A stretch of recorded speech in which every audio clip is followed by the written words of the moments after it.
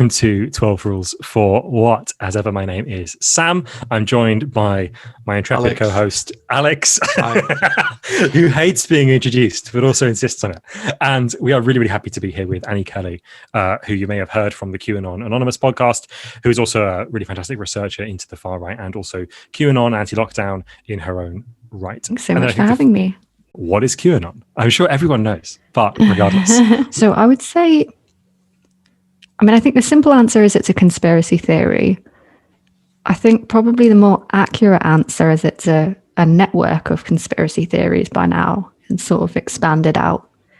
But its central locus began when an anonymous poster on the image board 4chan declared themselves to be a top security official in the Trump administration, and that the Trump administration were doing a secret kind of behind the scenes coup essentially against the deep state. And I think actually this very first post said that Hillary Clinton was going to be arrested in a week's time, or I might have the timing wrong on that, but it was a really, really short window of time essentially. And what was kind of interesting about this was, this is a really common genre of post on 4chan, kind of pretending to be someone on the inside of,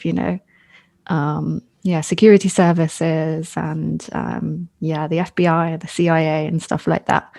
It's a really common genre of post, and, it seems very kind of strange looking back now, but it didn't really seem immediately obvious that this one would gain as much attention as it did.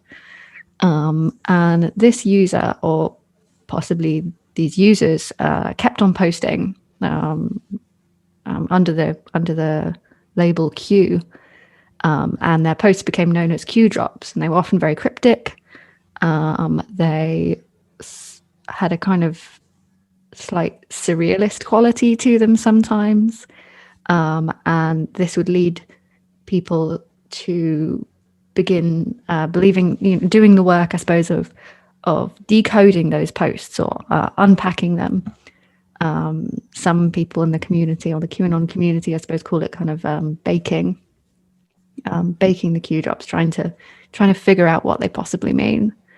And this entire legend or kind of mythos of sort of the exact kind of crimes of the deep state, the exact kind of nature of the allegations against Hillary Clinton and her compatriots, really kind of spun off into this sort of fantasy turn, which involved, satanic rituals and child sacrifice and pedophilia. And I should make clear that in the Q drops themselves, they don't actually really mention children all that much, but that does seem to be almost one of the main tenets now of the kind of conspiracy network or its true believers, is that, it's not just a fight between kind of a good politician and the current kind of corrupt administration, but almost in many believers' eyes, it has a slightly supernatural quality, fighting against kind of demonic forces, represented in the classic sense by the Democratic Party, but in the US, but I think kind of expanding out in the minds of many of its believers, particularly on the international level. I'm really interested in this expansion. So, and of course, and the way in which the conspiracy changes as it moves to new international territories. It's always seemed to me, or at least in its kind of initial, when I think I was first aware of it in 2018, I think, it always seemed to me to be a very precisely, specifically American thing. Maybe that's naive. Obviously, it is now naive because it's just proven not to be true, that it has expanded to the UK, and particularly Germany and also Brazil. These are kind of the places where it's got most purchase. So what do you think is what is the process of this expansion, and does it change as it expands? I mean, the Democrats, Hillary Clinton, John Podesta, all these people are not such big figures in UK life, obviously.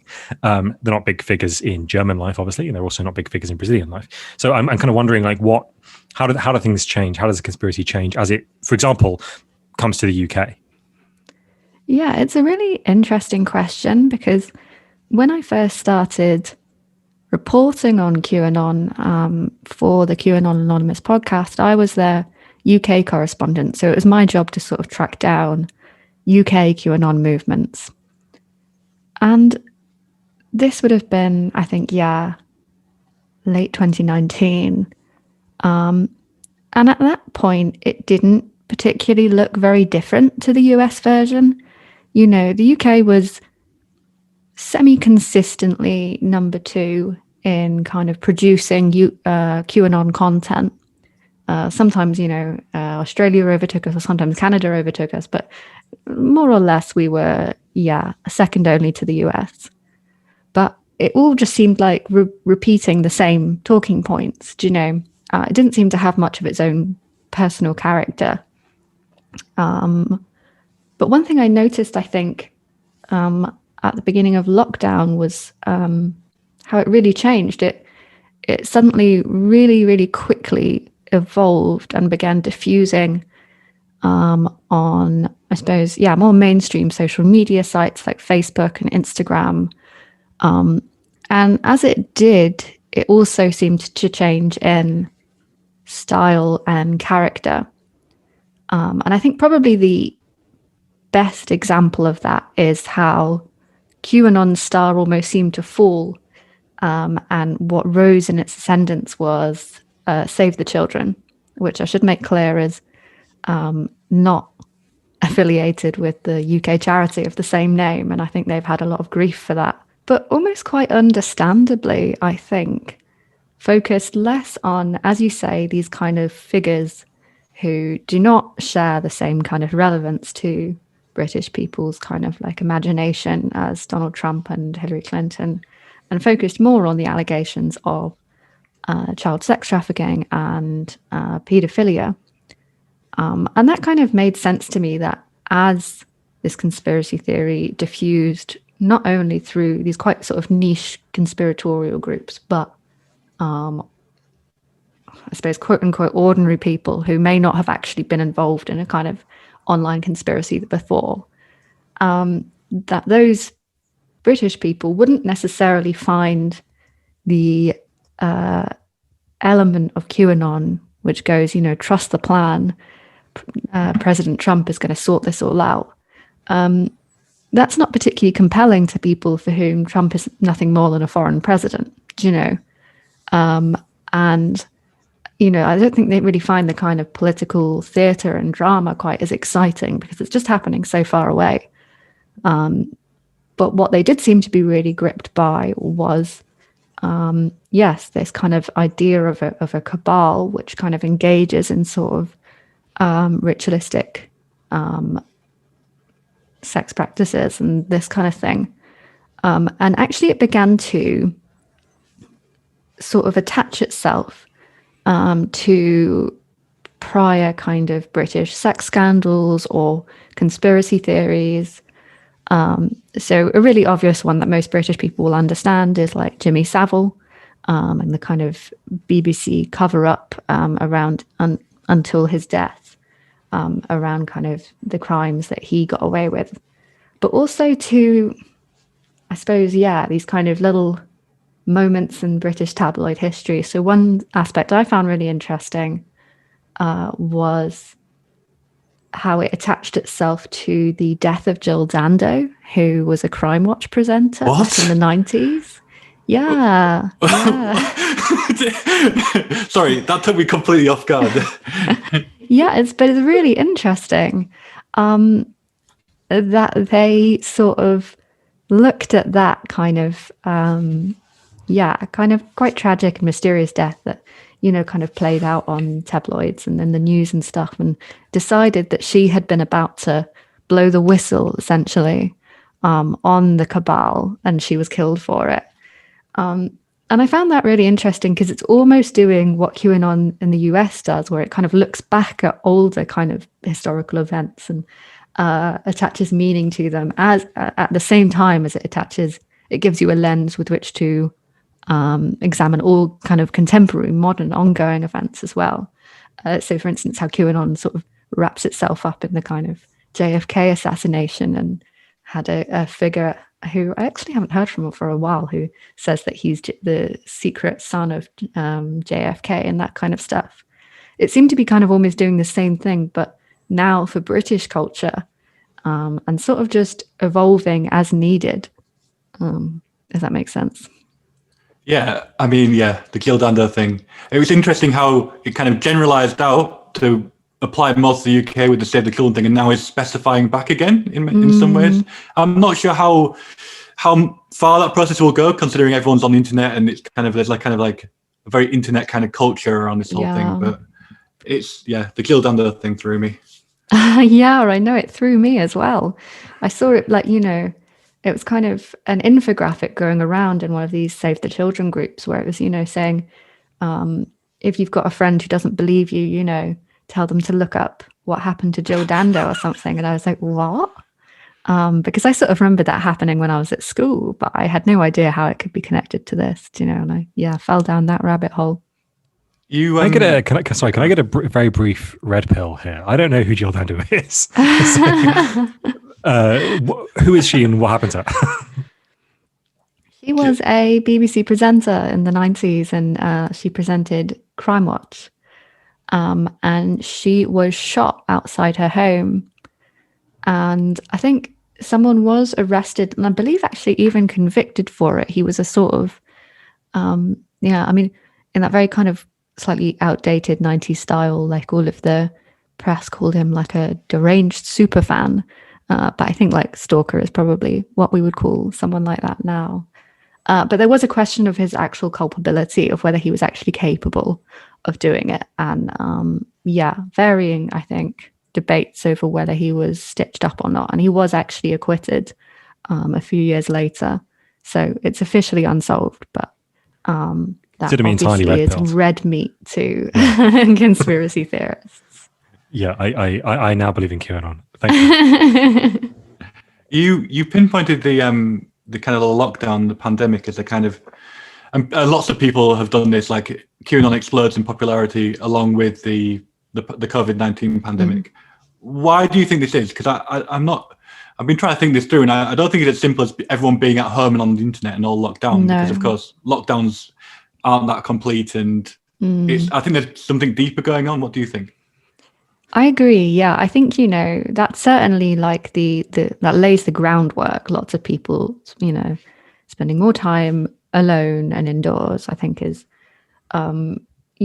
certainly important. But I think there's also something else going on. And not to blow my own horn, but I think I predicted it before it actually happened as well, which was to do, I think, with people kind of suddenly facing the prospect of their own death, which I think a pandemic does. And particularly, I think at that very early stage where so little was known about COVID, and it felt kind of very mysterious, and everyone kind of had this very sort of anticipatory kind of aspect of, we sort of have this feeling it's going to get worse, but we don't know how much worse. And I think in those circumstances, people often look at me a little bit like I'm mad when I say, a conspiracy theory can be comforting, especially one which involves, such horrific acts as a kind of satanic cabal that kind of controls the world. But in a way, it does reorient you in, the classic fight between good and evil. And I think that can be comforting, particularly when you have something as kind of faceless as a virus. And I think people's instinct when you face an enemy like that is to personalize it somehow, to kind of humanize it. And you can kind of see this, I think, in a really obvious example is kind of blaming kind of outbreaks on kind of immigrants or ethnic minorities and stuff like that. That feels like a really obvious way of personalizing it. But I also think that, there's another way, which is just to, almost either deny or ignore the existence of the virus and instead kind of focus on all the immediate impacts that are happening to you. and say that this is the kind of result of a sort of sinister cabal, something that is, ever present, ever powerful, and in control of everything you do. And I think that it sounds strange to say that it's psychologically comforting because it's such a scary prospect, but it does, I think, make things easier in terms of identifiable enemies. Yeah, I think that's totally compelling. I think that's really important. I also think there's a kind of a particular storyline that's not just it's related to COVID, but exactly when do we get these first outbreaks of kind of anti-lockdown QAnon belief in the UK? Because I remember, so I give a basic kind of timeline.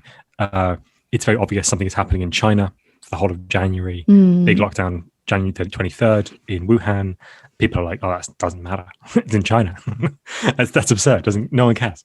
And then there's lots of things happening in very early March in Italy. And there's like, oh, well, that's a long way away. It's in Italy. That'll never happen here. And then by the 23rd of March, there's a first UK lockdown. And I think there's an immediate national sense that something urgent has happened. There probably wouldn't have been if, for example, Corbyn had been elected in 2019 and he'd given that speech. People would be like, well, it doesn't matter. And I think there's a kind of a interesting thing about particularly British conspiratorialism, which has been powered mostly not by, like it is in the US, by kind of independent Alex Jones types who are kind of well beyond the fringe of media, but by the Telegraph. It's kind of very strange, like conspiratorial bent about Corbyn being a member of the IRA and so on and so. And the Sun in late 2019 publishing like a literal neo-Nazi conspiracy in the Sun. And so there are complicated things about where that conspiratorialism comes from, where it sits in British culture in relation to American culture. But also I think that this timeline is quite important. So we get this lockdown, late March. When is the first sign, do you think, that there's been a shift against lockdown in the kind of mass consensus? When is there that first real kind of straining at the leash of lockdown? I'm trying to think back to when I first started seeing it, because I remember, so I found my first local anti-lockdown Facebook group in May, I think it was. And that sort of connected me to, I suppose, the wider network of organizations like, Stand Up and the White Rose and things like that. So I suppose it certainly wasn't in its kind of full swing then. It wasn't in its full ascendancy, but that they seemed like a pretty established network by then, which makes me think it either was very quick or it was incredibly well organized, because they had all of these kind of Facebook groups popping up all over the place quite quickly. That's really interesting. I suppose not that quickly. A few months into lockdown felt like a really long time. Yeah. My impression was that in America, it had been particularly connected to the kind of geography of America. So there were huge outbreaks in New York, there were outbreaks in California and so on. But actually, most American towns are pretty small and then pretty disconnected from each other. And so there just wasn't much virus. And so people were like, well, we have to lock down, but nothing's actually happening. Whereas in the UK, that geography doesn't really apply because the virus is pretty evenly spread across the country at that point. Now, obviously, there's a kind of emerging geography that's very small, very kind of local, in the sense that poor people get the virus much more than rich people do, and they're much less protected from it, and they have the worse consequences as a result. So I'm kind of wondering about the demographics as well. I mentioned the Telegraph earlier. The Telegraph, if you're not a UK listener, is like a very posh, really right-wing newspaper in the UK. It has had for the last 2 years, 3 years, maybe even since the beginning of the Corbyn era, a really weird conspiratorial kind of bent, very strange, really surreal experience to read. And there was these other groups like Unheard and so on. But these are media for like relatively affluent people. And I wonder, is that played out by the demographics you're seeing in the anti-lockdown demos? Are you seeing mostly affluent people, or possible Telegraph readers and this kind of thing, like going to these things, or is that just not the case at all? No, it absolutely is. I spoke to a good many people at the demo last Saturday, or the Saturday before last, in London, which had, it was incredibly diverse, I should say. But I spoke to, a good many people who were well educated, spoke to people with PhDs, people who'd been, prescribers for the NHS.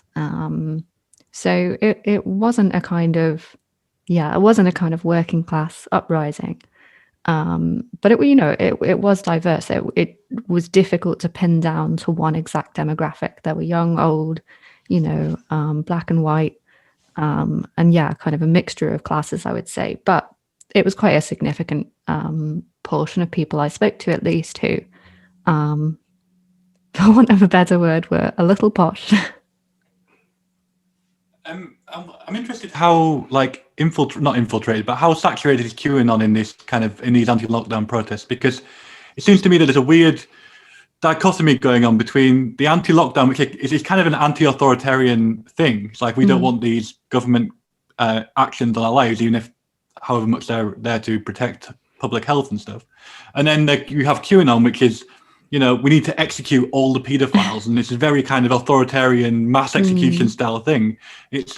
I'm interested in how these things kind of fit together. Yeah, I mean, I'm interested in that myself. Sometimes, you do have to be careful, because you can sometimes just drive yourself mad trying to find consistency in a political movement like this. But, for one thing, QAnon was there in presence at the anti-lockdown demo. I saw "Where we go one, we go all" signs, spoke to several people who had Save the Children signs.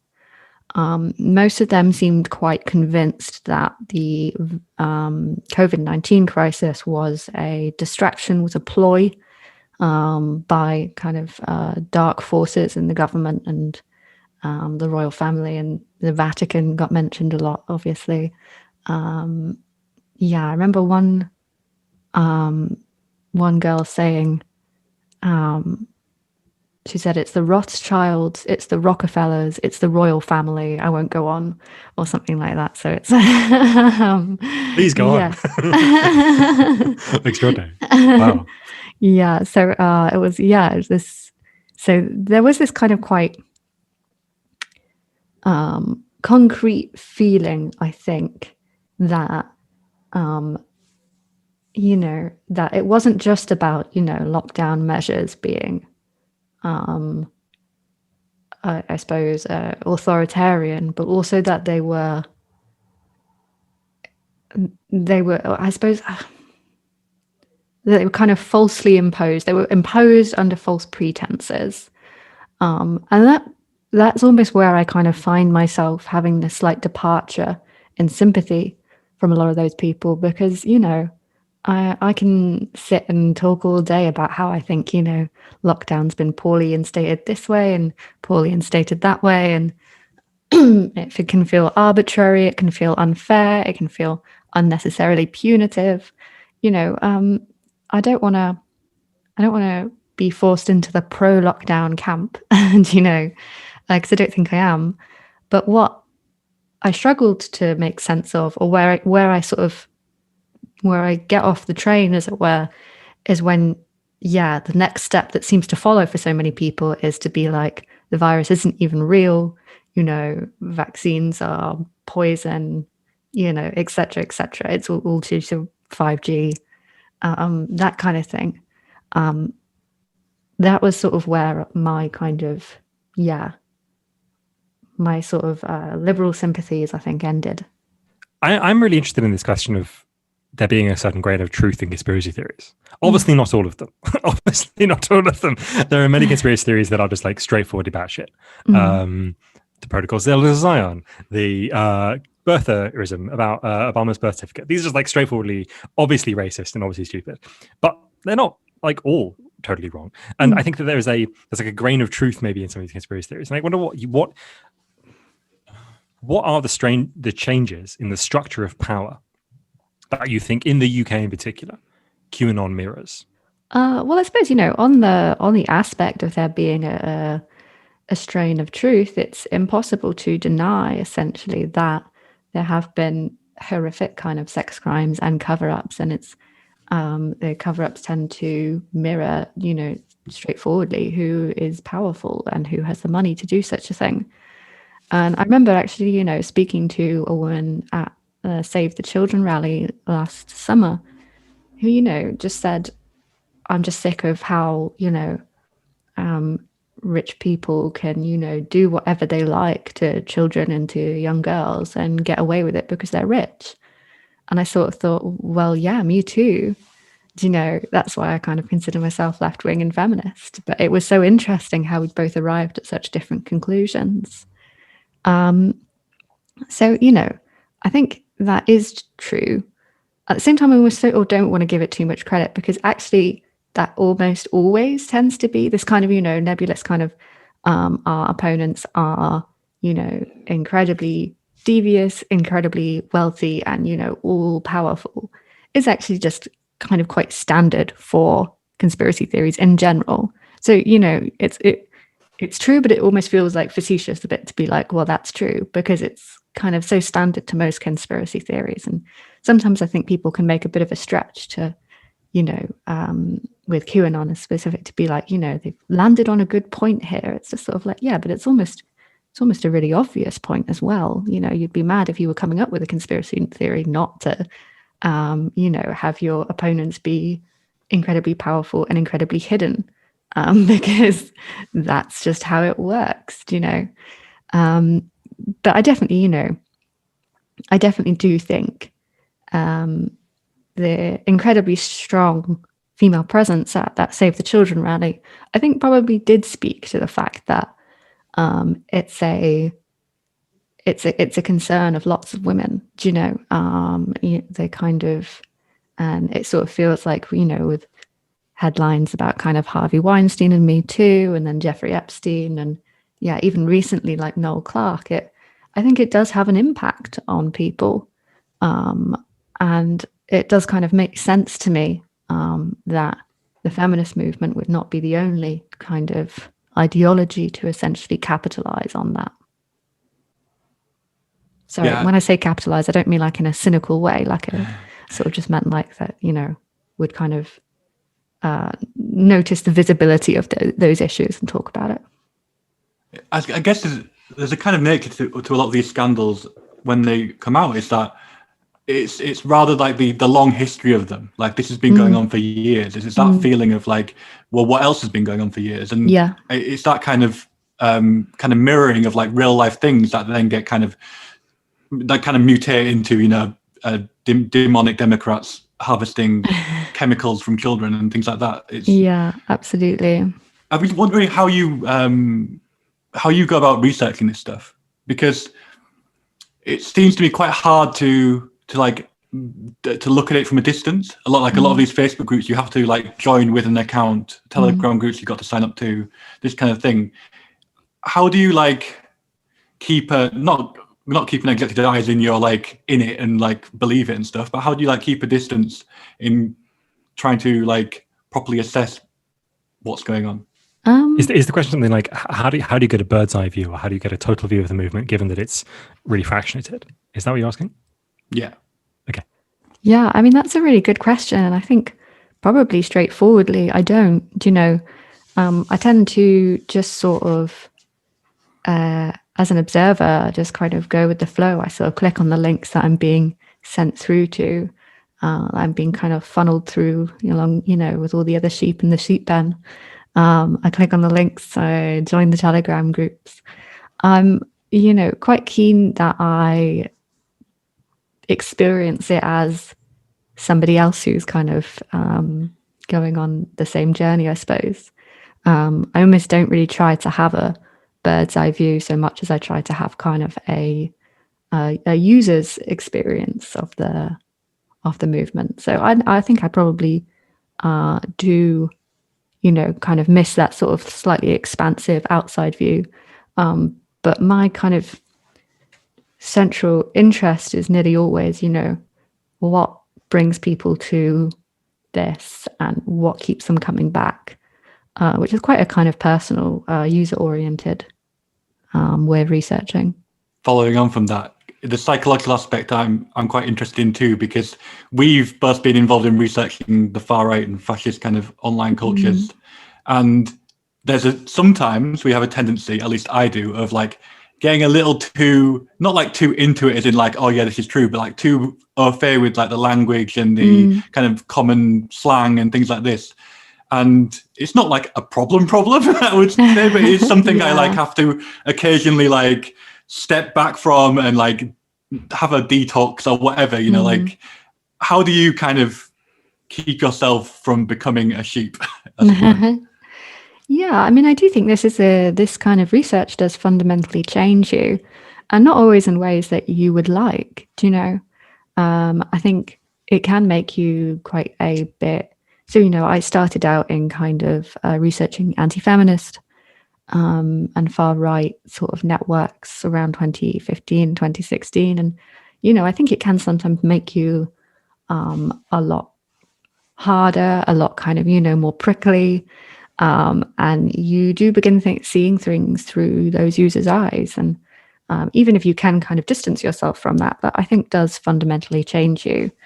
Having said that, I think, you know, everyone who researches this field, even kind of casually, picks up on little kind of self-care tactics, I suppose, of, as you say, the kind of way to detox, to distance yourself. And I definitely think lockdown was quite problematic for me, because for me, my way of distancing myself was, you know, going to the pub and like, you know, hanging out with my friends and just sort of remembering that there was just this whole social world beyond this kind of very sort of niche fringe network I was studying. So during lockdown, I had to get a bit more disciplined and kind of not just use kind of my social life as an out, and instead sort of, you know, be like, all right, I'm going to look at this for 2 hours and then I'm not thinking about it for the rest of the day.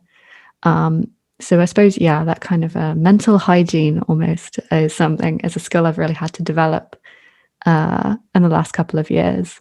But I do think it's important because it's, you know, one thing I often say when I'm talking to new researchers in this kind of field is that many of the people you're looking at are going to be professionally persuasive. Do you know? That's how they got where they are. That's how they got so many followers on YouTube or Telegram or whatever. It's because, you know, they have if not charisma, they have a knack essentially for convincing people, for persuading people.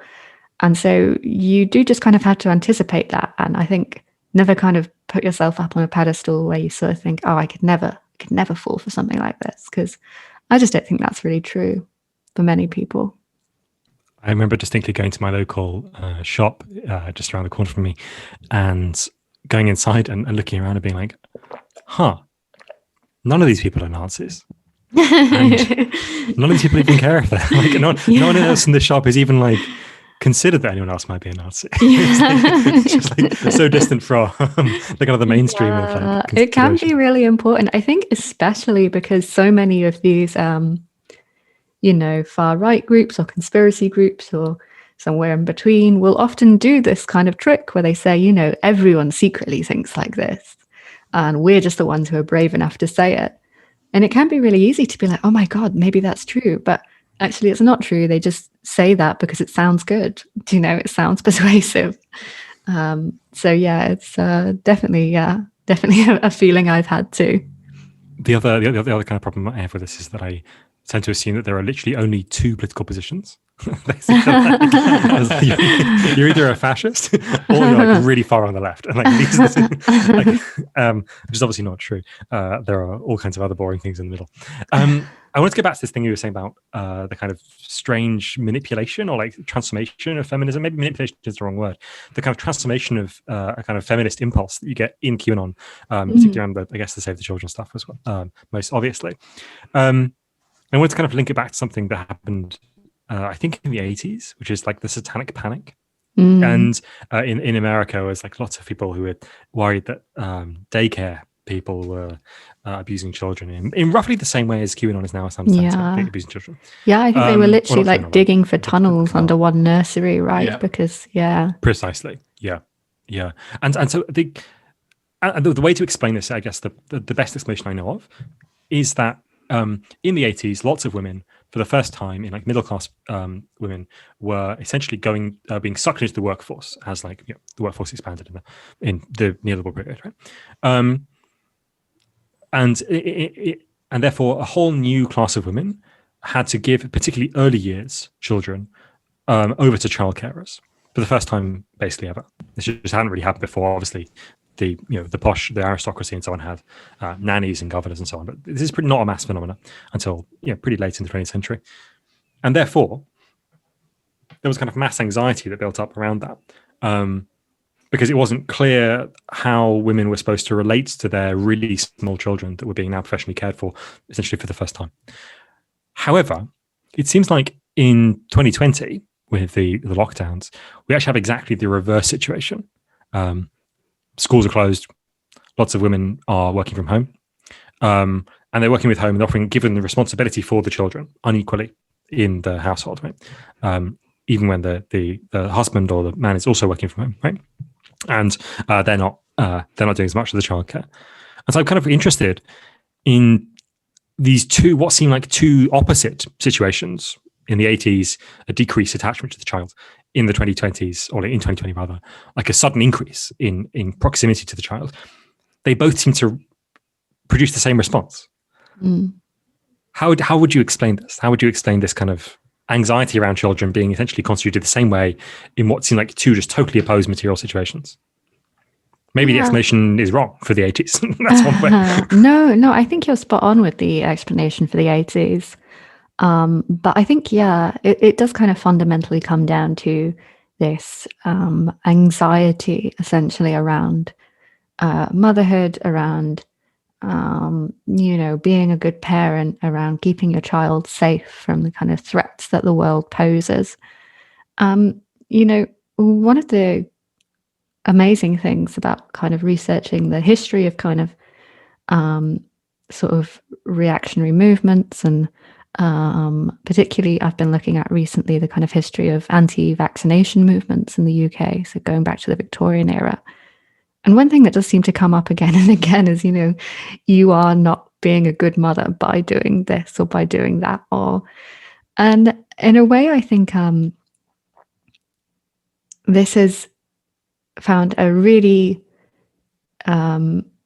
fertile ground on parenting groups on Facebook and Instagram, nearly all of which, when I spent a lot of time on them, I don't have kids, I should say.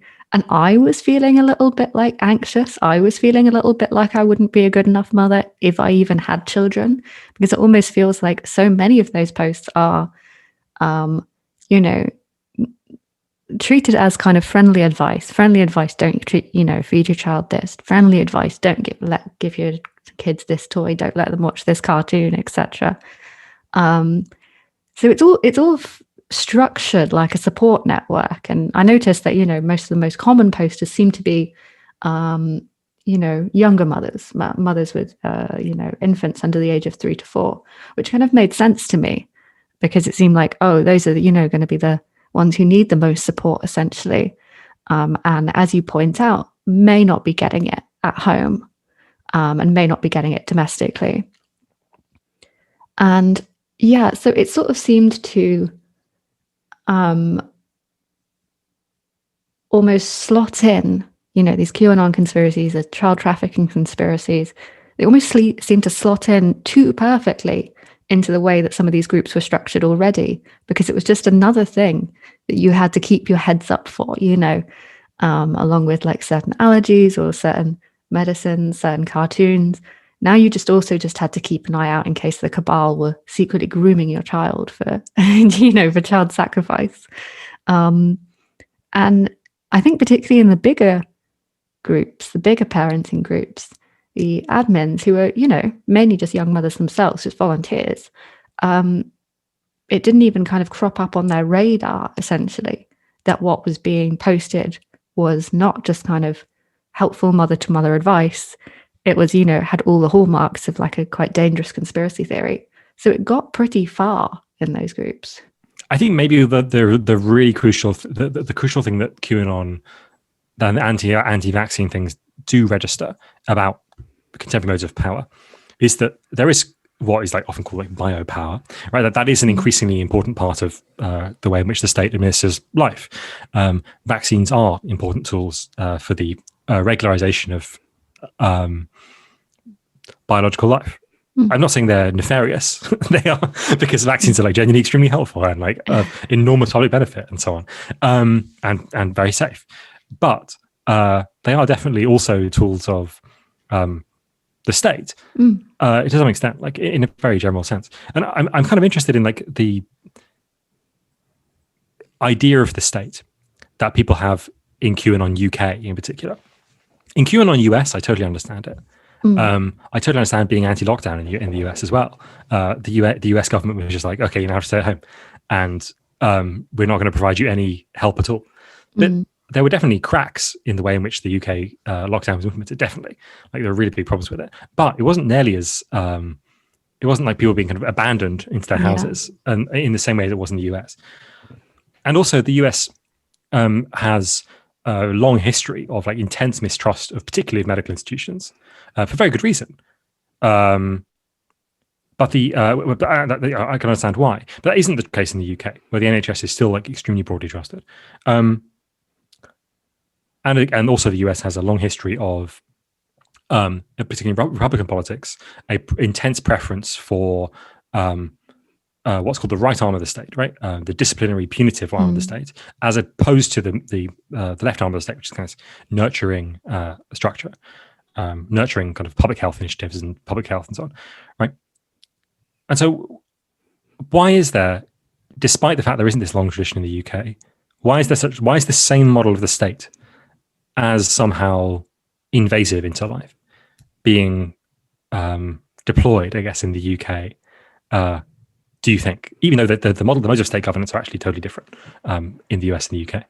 Yeah, well, I think there's something really worth bearing in mind, and something I can actually forget myself. So I'm bringing it up here almost to remind myself that actually vaccine skepticism in the UK is just like not that big. It can feel very big. And it certainly did, when I was in the kind of middle of a rally of about 7,000 people. But like compared to other countries in Europe, compared to the US, we're actually doing pretty well on that front. And I think that is down to the factors that you mentioned. Broad public kind of, trust of the NHS. I mean, even maybe a kind of weird sort of vaccine nationalism in the sense, not only was, the person who invented the smallpox vaccine, Edward Jenner, English. So we kind of have that sort of historical attachment to vaccines themselves, but also AstraZeneca was created in England, and that whole thing. So I think, broadly, those histories do kind of come into context, and those different kind of affections and attachments do reveal themselves even in the anti-vaccine movement itself here in Britain. But I think you did come up with a really good point about their attachment to power, and that has always been true. So within 10 years of the first ever vaccine, the smallpox vaccine, being invented, it was being rolled out in India by the colonial government there. And specifically replacing kind of local inoculation practices as a way to gain power, as a kind of way to sort of further the supposed legitimacy of the colonial government. So I think that is a history that also like kind of resonates in the UK and has a kind of attachment. Yes, we're sort of attached to the idea of vaccines. Yes, we're attached to our NHS, but we do also have this kind of background of slightly using the NHS and using kind of medical inventions and innovations as a kind of way to further state power. And I think that is particularly felt by, people who come from colonized countries, which is like, quite a big population in the UK. But I think it's also a kind of, it's almost a sort of slight double-edged sword of that kind of affection or attachment to our kind of free healthcare service. So I was really for instance, really intrigued by the government advice, which was, stay home, wash your hands, or something like that. Stay home, stay safe, protect the NHS. Do you know? It is quite a funny relationship that we have at once, where it's not just that we have to protect the NHS, it's we have this kind of almost duty to the NHS, do you know? That we can kind of should modify our own, individual behaviors to kind of protect this institution. That's quite an unusual way of looking at it. Do you know? That's not how lots of countries kind of perceive sort of an institution which is supposed to be there to protect us. And so it can kind of, I don't know, I think, there's a lot of kind of contradictions, and I think there is a kind of double-edged sword of we all love the NHS, we all have to protect the NHS, but does that kind of almost reduce trust and faith in the NHS itself when it becomes an institution that we all have to protect, that is being cared for essentially by us? Does that make us kind of almost lose faith or respect in it? I'm not really sure, but it kind of seemed like quite an interesting construction of the problem. I think part of the problem with the kind of protect the NHS stuff, as well as the stuff about us protecting it, it's kind of like people are in love with the idea of a past NHS, like the founding of the NHS, which is quite a genuinely kind of massive achievement and kind of beautiful thing, like this whole swath of people brought into kind of the generalized care of the nation. And the NHS has been so privatized and cut up and underfunded and defunded over the, however many decades, that it no longer lives up to the kind of image, the hype that it has. And we have this kind of, we need to protect this poor fragile baby that is the NHS, when really, if we had been investing in public health infrastructure and building nice hospitals and paying doctors more money and all this kind of stuff and hiring more nurses, whatever, then we wouldn't need to protect the NHS at all. Yeah, precisely. And it almost conceptualizes, the citizen as a burden to a kind of public institution. Do you know that, your poor health is a kind of burden to this poor, beleaguered NHS, which I think is just quite a sort of, implicitly unpleasant way of framing that, sort of duality of responsibilities. Do you know? I feel like I disagree with both of you here about this. I think that I particularly disagree with Alex's we wouldn't have to protect the NHS. I mean, the R number of a novel virus is the R number of a novel virus. Regardless, you can have the best funded NHS in the world, you're still not going to have enough ventilation beds.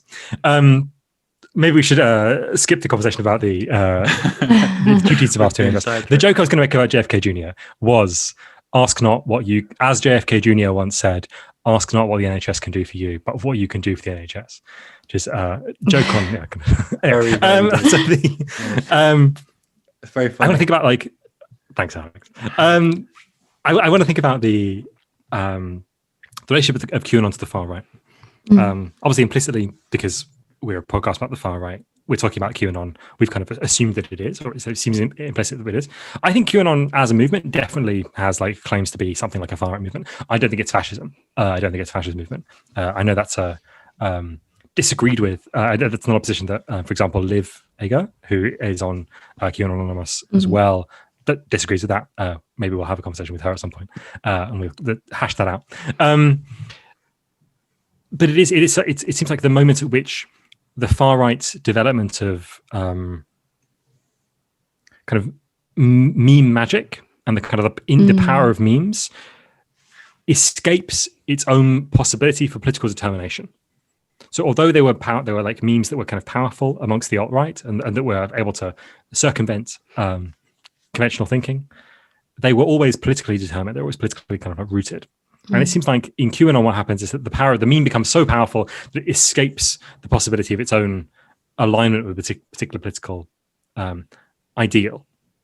And in doing so, it seems to kind of mobilize all the different forms of anxiety in society. So we think about like political parties as being the representation of a particular kind of fraction of society. Then QAnon is the party of anxiety, right? Whatever anxiety is in society, QAnon becomes the kind of the representation of that. And that doesn't seem like it is conventionally far right at all. And I wonder what is, from looking at this movement, really close up. What is your impression of the relationship between the far right, more broadly, and QAnon, and maybe like also anti-lockdown protesters? Do you think the label applies? Does it make any sense to apply it? Yeah, I mean, I'll kind of start off with QAnon and then kind of move on to anti-lockdown protests, because I sort of think although they share a lot of overlap, they're not quite the same thing. So yeah, I think definitely as QAnon has diversified out from its kind of original US partisan context, it's become less overtly far right and has kind of diffused, as you say, into all of these kind of specific national anxieties. I still can't really see a way that it would be mobilized that not to far right ends, if that makes sense. One thing that,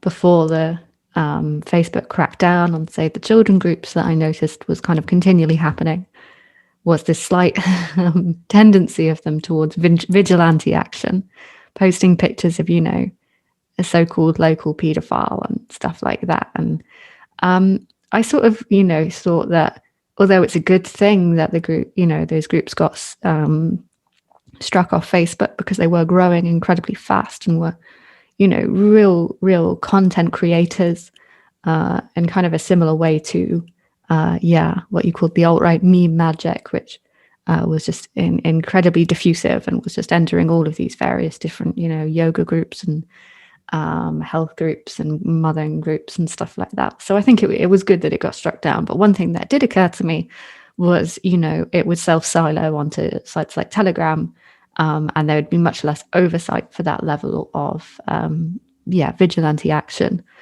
And I largely think any kind of movement that's sort of framing itself around this kind of hunt for elusive deviance is, almost certainly not going to play out well for people whose, are already kind of ascribed deviant sexualities. So, LGBT people, Muslim people, kind of the homeless, single mothers, any kind of sort of group that has kind of fallen under the eye of suspicion.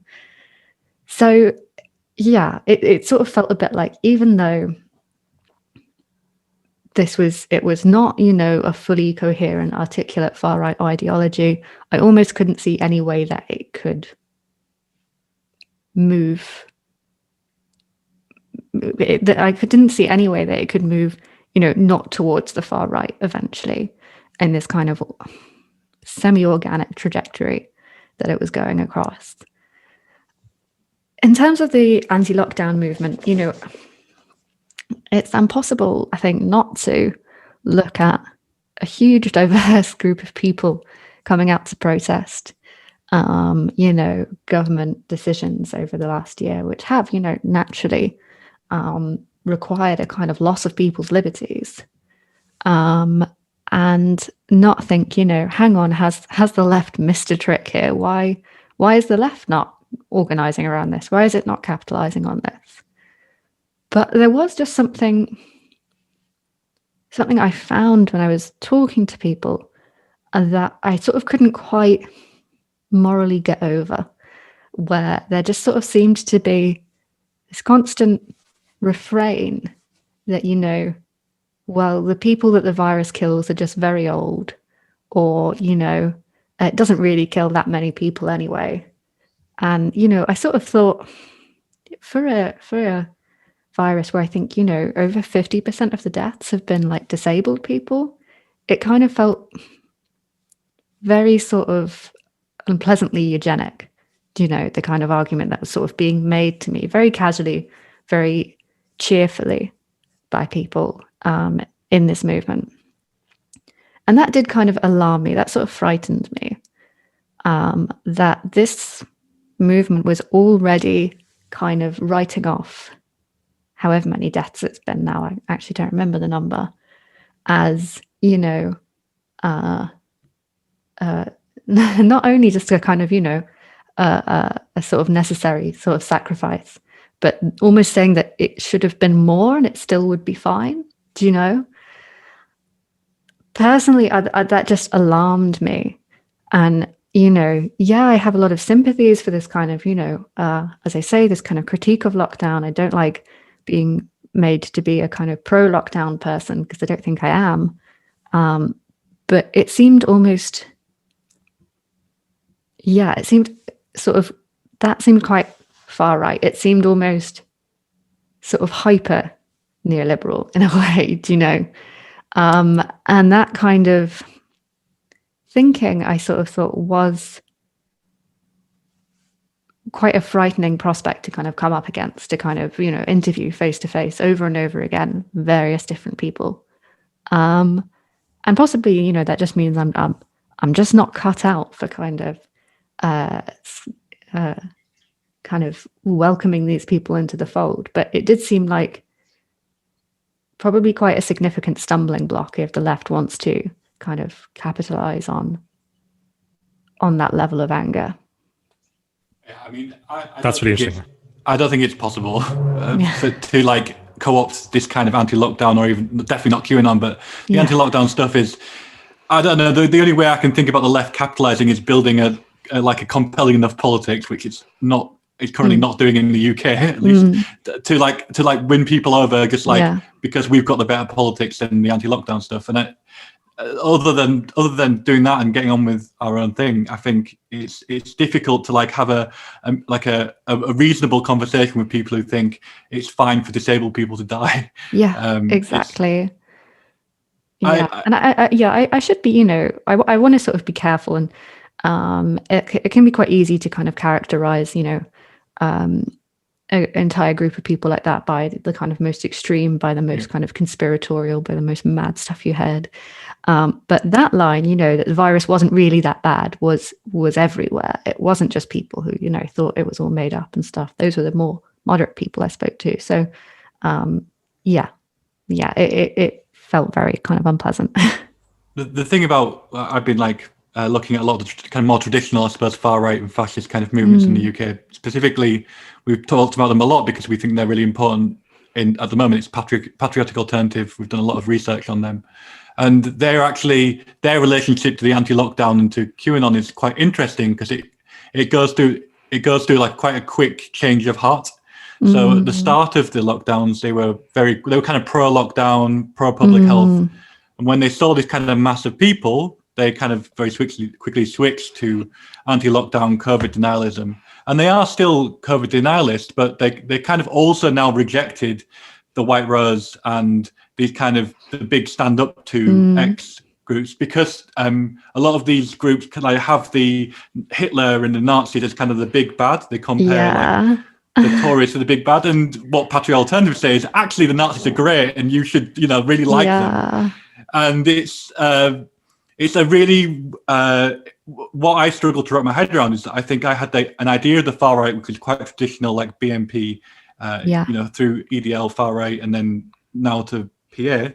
And actually, there's like quite a diversity of far right movements, and it's quite easy to think of like the political spectrum as like a left all the way through to centre to right, and it's just everyone's kind of arranged quite neatly going from one end to the other. And actually, there's like all these like clouds of different things going on, and it's hard to like.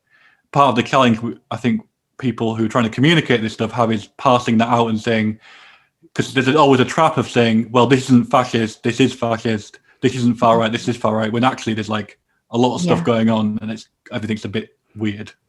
Yeah, absolutely. And I think you know, I share that sort of research background as well. You know, like the first rallies I was going to were, you know, kind of Tommy Robinson ones and stuff like that. And that was kind of much more, I think, what people have in their head when they think of the far right, especially in the UK, right? You know, the FDLA and all of these kind of, sort of EDL adjacent groups. And it felt very strange then going to stuff like Save the Children. And it's, you know, women, all primarily women with children. They're kind of talking about, you know, peace and love, calling us star seeds and flower children, and, you know, kind of we're all doing a meditation session where we have to reach down psychically into our wombs and that sort of stuff. And that is, you know, almost coming up with this kind of, this kind of academic background of very far right, very coherently anti-feminist sort of groups. It was a real shock to the system, to be honest, because you sort of start to realize kind of how much of even your own understanding of kind of far right politics is framed by things like aesthetics and history and things like that. And yeah, how these things can become so kind of totally untethered from that when they kind of follow these sort of social media algorithms you later have to kind of do digital archaeology on to kind of find out how it went down that way.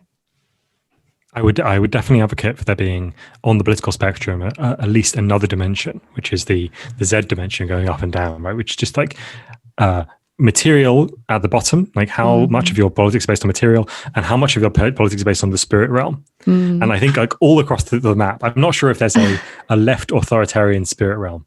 I don't know if there's one of those, but definitely everywhere else. Obviously Prasadism. There we go. There's Prasadism, of course. Yes, there it is. I have one last question, which is about, of course, like where do you think it's going to go next? And the example of reaching down spiritually into your wombs is really interesting, because when we think about the more conventional far right, we think about people going onto Telegram and then being a kind of a danger moment.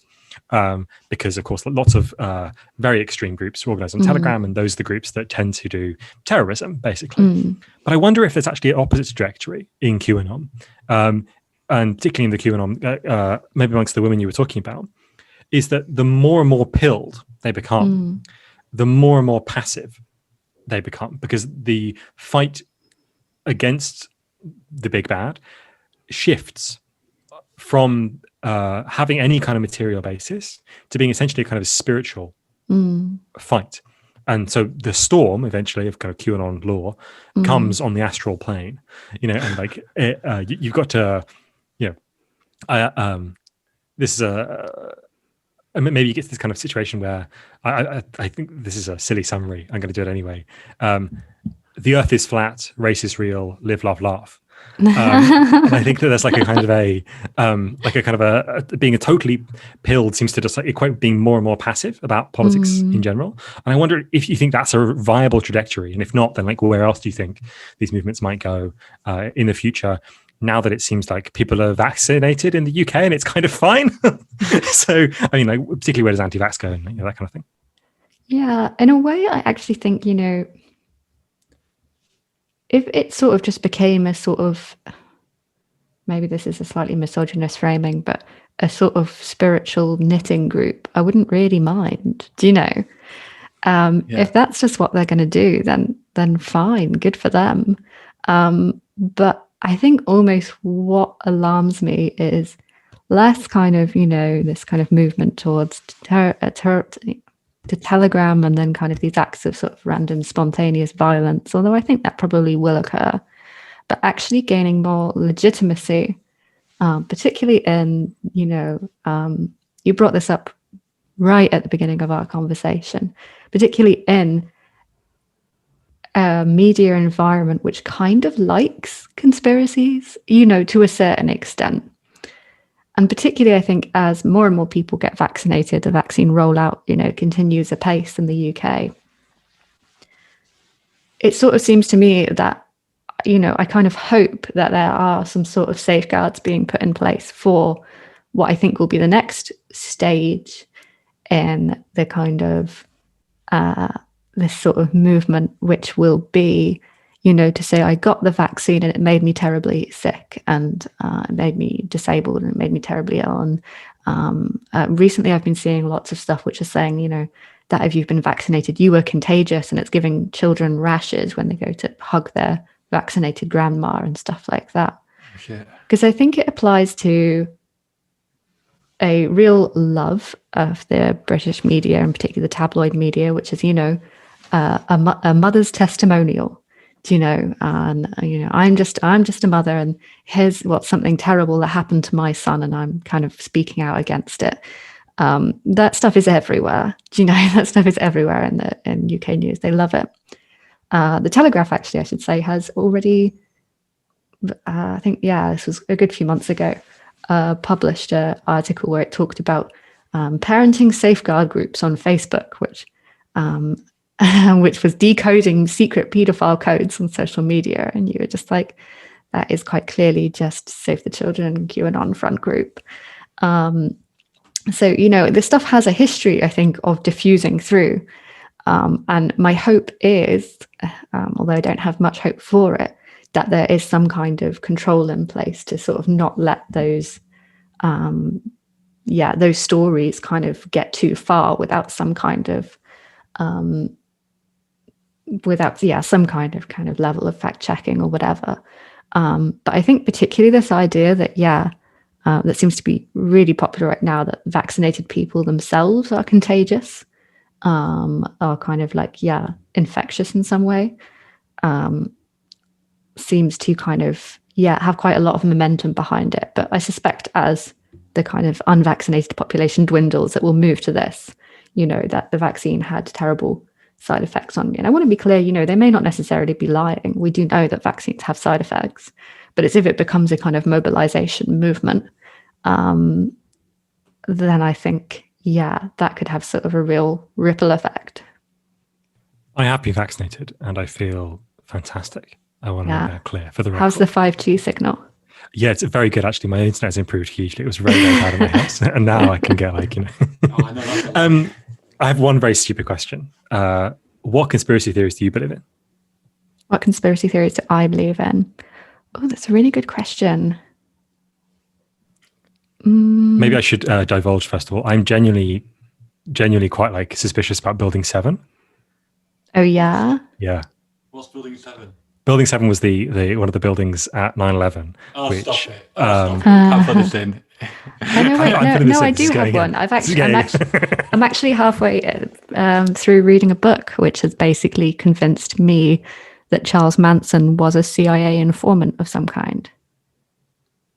That seems totally plausible. Yeah, that seems like I'm already on board. I don't need to hear any evidence. I'm there already. I'm in it. Yeah. Yeah, I'm reading this book by it's actually just like the sort of meta story is, a journalist who gets asked to write a 500-word piece for Premiere magazine on just kind of, the anniversary of the Manson murders and the impact it had in Hollywood. And eventually, it just starts it takes him 10 years and he never writes the piece because he becomes so obsessed with all of this paperwork that doesn't line up. And the fact that local police seemed to be aware of Manson, but, didn't arrest him for 3 months and why that was. And I'm halfway through, but I'm pretty convinced. So the idea is that he wasn't just a CIA informant when he was arrested, but beforehand. Beforehand, yeah. Oh, and was Helter Skelter and all that kind of stuff, was that also a CIA plant? Yeah, he says that Helter Skelter was not the real motivation. It was essentially something that was kind of invented by the prosecution. That essentially the FBI rather than the CIA had sort of had connections with Manson because they liked that he was so antagonistic towards the Black Panthers, and were basically secretly hoping that they could get him to do a bit of terrorism for them on behalf of the Black Panthers. Oh God, on behalf this is written for me. This is written for me. I'm on board. I'm there. I'm so thrilled. Yeah, I can't remember the author's name, but the book's called Chaos, and it's a great read. I'm really enjoying it. Fantastic. That's really good to know. That really rewrites as well the history of that a period of American neo-Nazi groups, right? Like James Mason, who's really inspired by Charles Manson, who I've always kind of thought might be a Fed. Anyway, so history rhymes. Yeah. This has been fantastic. Thank you so much for coming on, Annie. Anything you want to plug? I've got an episode which out with QAnon Anonymous. It's sadly a premium episode, but if you are subscribed, you can go and listen to me interviewing everybody at the rally and getting cyberbullied in real life for wearing a mask. Oh wow! I got called a fucking communist by one guy. Just for wearing a mask. I think you need to do a little more than that, don't you? to be a communist. Literally just for wearing my nice little mask. Yeah. But apart from that, no, I don't have anything to plug. But this was great conversation. Fantastic questions. Yeah. Thanks a lot for listening. If you enjoyed that, then you can help support the podcast on Patreon. All the support we get means a lot to us, and it really does help us grow this project. So that's patreon.com/12 rules for what, and you can sign up for as little as $2 a month. Thanks a lot, and I will see you very soon. I'm going to make those pompous academics regret kicking out such a genius. Deciding to build my lab and do my research. The Time Talks Podcast. Have you ever stared at a 500-page book and wish you could just talk to the author about their ideas instead? If so, the Time Talks Podcast, part of the Channel Zero Network, is for you, where we discuss history, politics, music, and art with an anti-authoritarian and anarchist perspective. The Time Talks Podcast. What's this light? I feel different. The Time Talks Podcast. 12 rules. Variances.